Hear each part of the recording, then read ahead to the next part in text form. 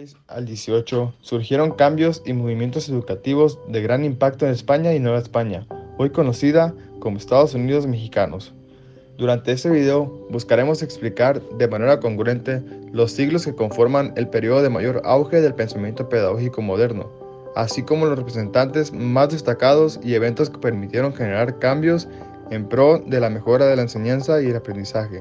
Sin más que agregar, comencemos. El pensamiento pedagógico moderno empieza a vislumbrarse durante el siglo XVI al XVII, el cual representó una nueva y poderosa clase que se oponía al modo de producción feudal, impulsando la modificación y concentración de nuevos medios de producción, permitiendo la percepción y reestructuración del pensamiento sobre la naturaleza humana, desarrollando una mayor inclinación el desarrollo de habilidades y pensamientos a través de la educación. Se centraba en el dominio de la naturaleza y en el desarrollo humano a través de las técnicas como artes, matemáticas, astronomía, ciencias, física, geografía, medicina y biología. El pensamiento pedagógico moderno se caracteriza por una serie de enfoques y principios que han surgido en respuesta a los cambios sociales, tecnológicos y culturales de la época contemporánea. Entre los principales representantes se encuentran Giordano Bruno, Galileo Galilei, William Harvey, Francis Bacon y por supuesto el padre del racionalismo, René Descartes, donde dejaba plasmados sus 4 grandes principios del método científico. Unas de las características y aspectos claves del pensamiento pedagógico son: impulsor de las ciencias, enfoque centrado en el estudiante, aprendizaje activo, significativo y aplicado, uso de recursos innovadores, aprendizaje colaborativo y comunicativo, enfoque crítico y reflexivo. Pero, ¿qué es el humanismo? ¿Por qué la nueva corriente del pensamiento emergente se encontraba en contra? ¿Y por qué son importantes? Como respuesta a esta pregunta podemos identificar que ambas corrientes presentan un papel fundamental y de constante disputa durante este periodo modernista, y es fundamental importancia comprender en qué consistía cada una de ellas. El humanismo polisémico, que se aplica tanto en el estudio de las letras humanas, los estudios clásicos y la filología grecorromana, como una genérica doctrina o actitud vital que concibe de forma íntegra los valores humanos. ¿Qué es el realismo? El realismo surge como una contraposición con el humanismo a través del cuestionamiento del innatismo, el cual es una teoría que explica que la existencia de habilidades y conductas en el ser humano no aprendidas mediante la experiencia, sino que son obtenidas desde el nacimiento. De esta manera, el realismo mostró una preferencia por el uso de la razón y el cuestionamiento. Durante el siglo XVI se llevó a cabo una revolución lingüística en la que se exigía a los educadores ser bilingües. Las lenguas en disputas eran 2: latín culto, lengua santa exclusiva enseñanza para eclesiásticos y nobles. La lengua vernácula era la lengua popular. Historiadores teorizan que la revolución debido a la demanda del pueblo pensante de obtener medios y formas de aprender, y por otro lado se cree que fue un movimiento eclesiástico para aumentar el número de creyentes, haciendo más accesible la lectura de los textos sagrados. Es en este momento donde el humanismo y el realismo presentan una disputa ideológica que da paso al realismo como nueva corriente de pensamiento y cambio educativo, y como representantes de las ciencias eran Bacon y la división de las ciencias, John Locke, la teoría de la tabula rasa y cuestionamiento del innatismo, Comenio, los 9 principios para la educación realista. Durante ese periodo se tenía la ideología de que la educación debería completar de un total de 24 años divididas en 4 partes. 1. Escuela materna. 2. La escuela elemental. 3. La escuela latina o gimnasio. 4. Academia o universidad.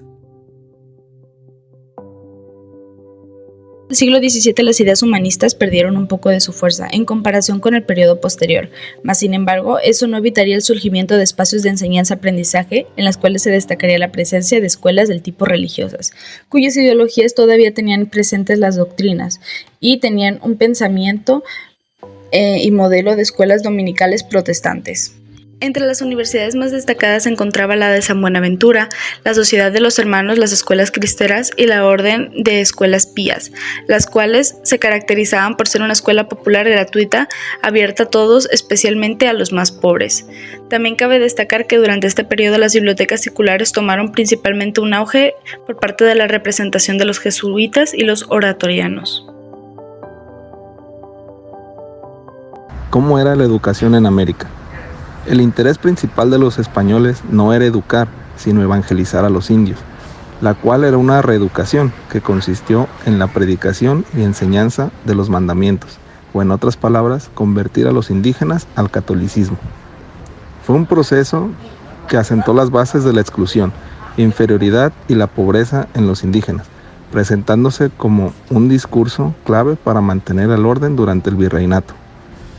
El método de enseñanza utilizado para evangelizar fue audiovisual, ya que al no hablar la misma lengua, se usó el dibujo, la pintura y el teatro, donde se representan pasajes bíblicos, se realizaban obras teatrales en la calle y certámenes literarios, tanto serios como chistosos.